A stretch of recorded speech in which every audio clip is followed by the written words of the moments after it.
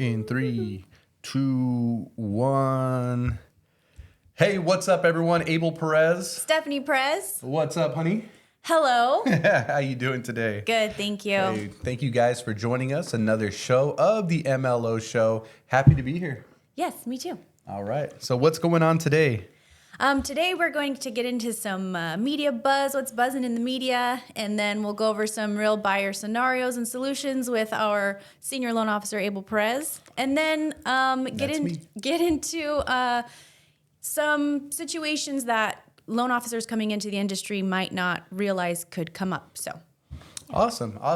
And of course, like always, your support is super valuable to us. So if you could, please subscribe, smash that bell so you can get all of our alerts. We're going to be throwing out surveys, questions out there, getting your feedback so we could continue to improve the show. We know who's out there watching, we know who's listening, and we can tailor our information to those special viewers of ours. So again, subscribe, give some comments. Your interaction with us is super valuable. So thank you so much. All right, cool. Let's get going. Okay, so in the media, mortgage applications are up 0.9% from last week. And last week we saw a 30-year fixed rate come down to about 6.3%.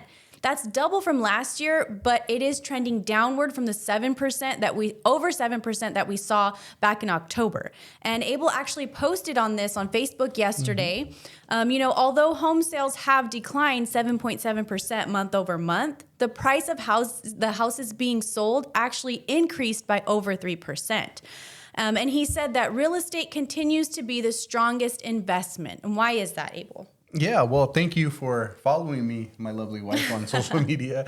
Yeah, now I'm wondering if I liked that post. Yeah, what's interesting is, I got my morning memo, which gave this data, and we're watching, the reports from Wall Street early in the morning, and then boom, here they go reinforcing that information. And this is very valuable, because there is a slowdown period, transition period in the fourth quarter, which we're in. Fourth quarter is October, November, and December in real estate in general, right? People are going on vacation. People are doing all this stuff. Yeah. Tie that with the talks of recession, the high inflation, interest rates being a little bit higher than people are used to. And so application counts are down.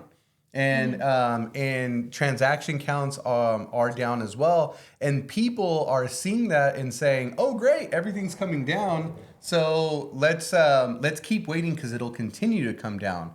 Right? Well, what's coming down? We're talking about application count, not the price of homes. The price of right? homes, yeah. So that 3% number is very, very good to know because it's saying even though application counts are coming downward, the prices are still increasing, right? And so we talk about having equity in your home, growing equity, your home's appreciating year over year, month over month. And so that data tells us that real estate is still healthy.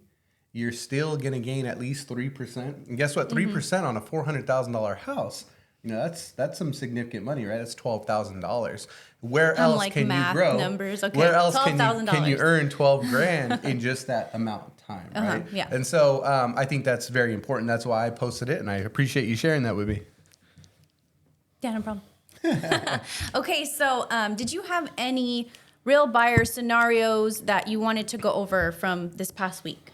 Yeah, it's something that just kind of came across this week. We're going to be talking more, and we'll probably have to dedicate an entire show to it, is our new construction loans, right? Yeah. The new construction, the renovation loans, those are starting to be of high value, right? Because California specifically, which obviously we're in, has always had a housing shortage, right? And depending on the particular geographical area within California that you are, you've experienced that more so than maybe others, right? But the consensus is across the board, there is a housing shortage. So when you do finally save up money for a down payment, get your credit score to where it wants to be, get established in your career, you have a 2-year work history, all of those basic qualifying factors, you want the home of your dreams, right? And sometimes in certain areas, people are being subjected to having to buy a home that doesn't necessarily fit all of those, doesn't check all of those boxes. Well, guess what? With the new construction loan, you're now able to do that. Because why? You're able to build your home the way you want using the blueprints that you found and meet all of your standards in the geographical location that you want, because you can also utilize it to purchase the land.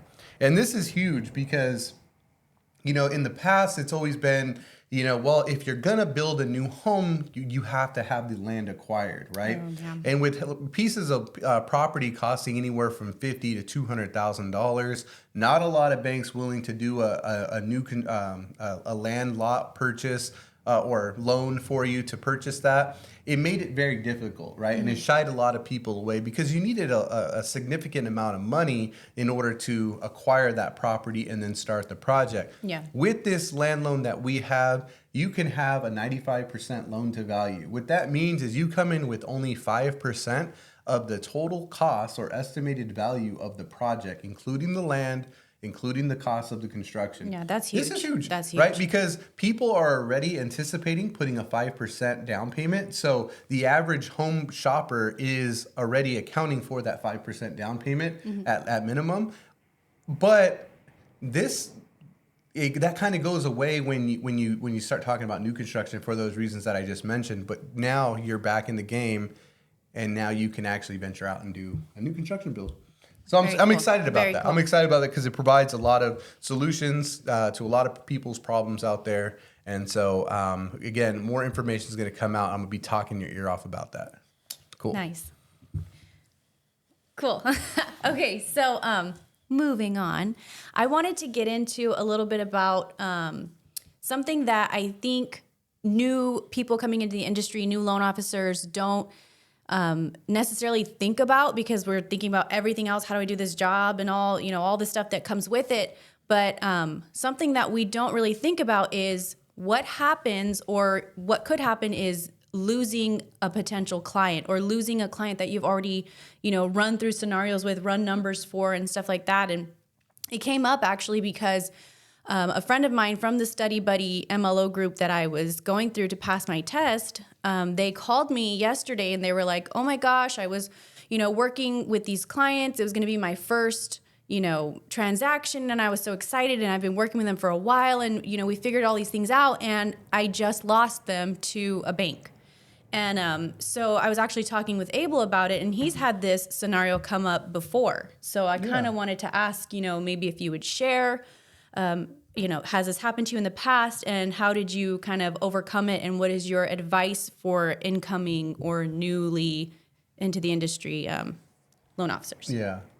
Don't cry. No. Try not to take it personal, because here's the reality. You're going to lose clients, right? And as much as good as we think we are sometimes, and as good as the information that we output, and as much time as we spend with our clients, they, for whatever reason, have an opportunity to leave them, right? I think it was a couple episodes ago where I had talked about how when you get your credit ran, other banks buy that information, right? And so that kind of ties right into this. So your clients are going to be solicited to by multiple banks, right? And it may not be the neighboring bank or the neighboring loan officer in your community, but or it might be, but it's for sure going to be someone. They're going to be soliciting their best efforts, right? And what I mean by their best efforts, they're going to say, oh, hey, I hear you're in the market. What type of rate are they giving you, right? They might have the lowest possible. Your client might have the lowest possible credit score. Their rate might be as high as as they deserve it to be, considering their application strength. And that other bank's still going to say, oh wow, that's high. We can do much better than that, right? Mm-hmm. And it's going to entice those borrowers and create curiosity to go over there. And time again, we see loan officers victimized by these strategies where people, they just want you in the door, because when they know that if they can get you to complete an application and they can kind of ram you through the ringer, get your offer accepted, be there in that right timing, then they're going to retain you, right? Because even if at the very end you say, wait a minute, my loan officer, Stephanie, told me all of those things. They told me those same prices. You said you were going to do better, right? What are they going to say? I'm sorry, it's your credit. I'm sorry. They're going to reiterate everything you said. And for you, for the customer, they're just going to say, okay, well, Stephanie was going to do the same thing anyway. We're weeks away from closing. Oh well, let's just stay here and move on, right? Okay. And unfortunately for the loan officer, you lost that client. And for them, they got what they wanted essentially, right? Yeah. So that's kind of one of many examples. But I also think that sometimes clients, they have all these questions. They're new. They have, you give them all this advice, and you're just a rock star at providing a solution, teaching them how to leverage different loan features to resolve their problems and get them to the desired monthly payment that they want.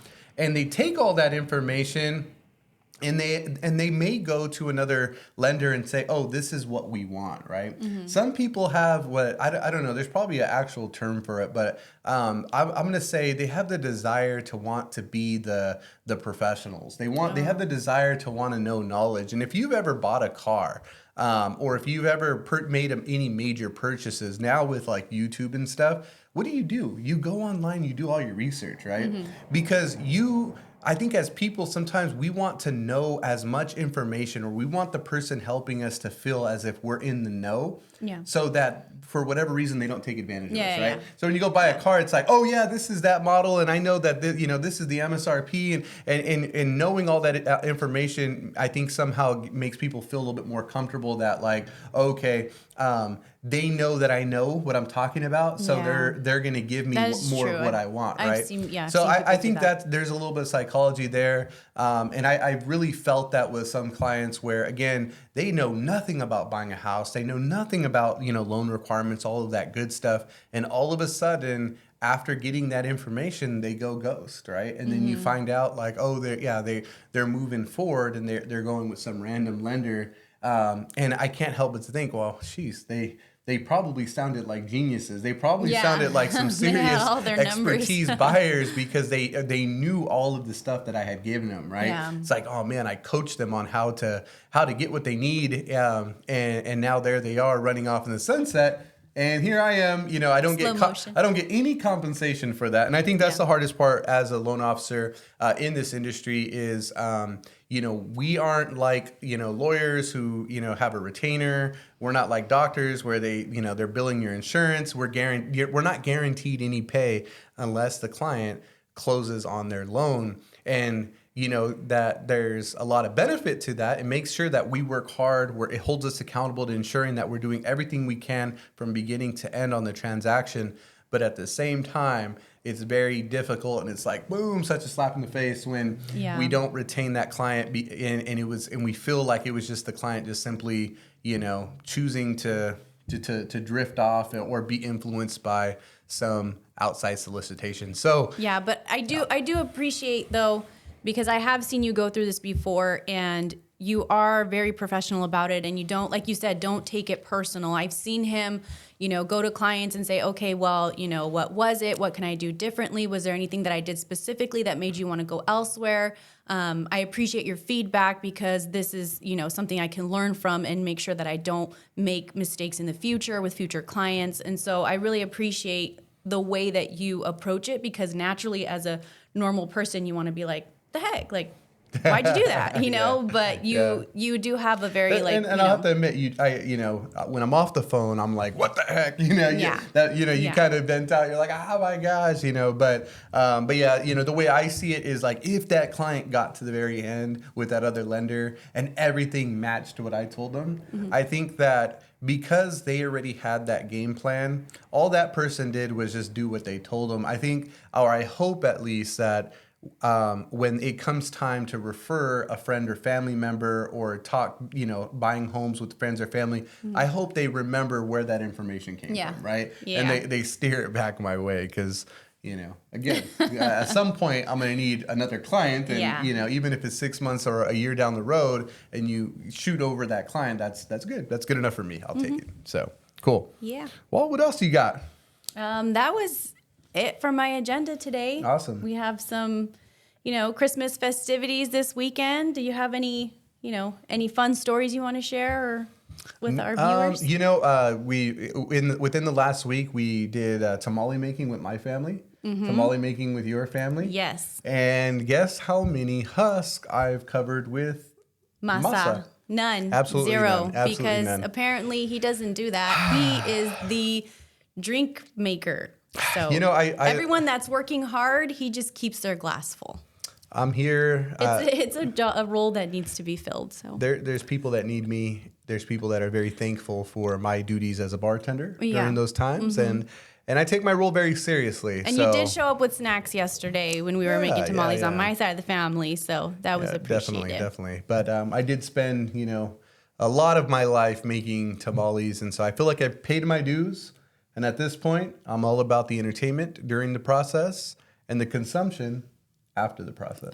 So there you go. Well, thank you guys. Thank you, honey, for putting together a jam-packed agenda and making me talk a lot. I'm just kidding. Something you like to do. Something I like to do, right? But again, we want to invite everybody to like, share, comment, give us your feedback, give us your experiences. Ask us questions that we can answer on our podcast. Absolutely. And everything that we do, again, is for our viewers, our listeners, our subscribers. And so we want to continue to use our experience and leverage the day in, day out experiences that we have as loan officers, as a married couple, as individuals who are just like you in our community trying to do our best. And so we want to hear from you. Let us know your experiences. Yeah, trying to survive. And I think that's what everybody's trying to do, right? Yeah. We are just trying to survive. So that's all we got today. Thank you, and we will talk to you next week. Thank you. Merry Christmas. Happy New Year. See you next week. All right. Take care.